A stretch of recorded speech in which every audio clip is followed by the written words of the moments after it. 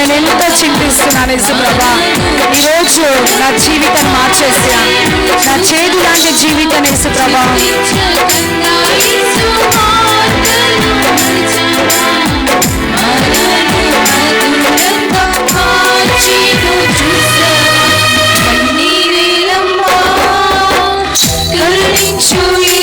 నిన్ను విడువబోడమ్మా, కలవరపడకమ్మా, కరుణించు యేసు నిన్ను విడువబోడమ్మా.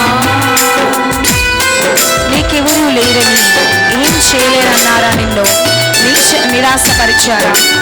పురుగంటి వారనని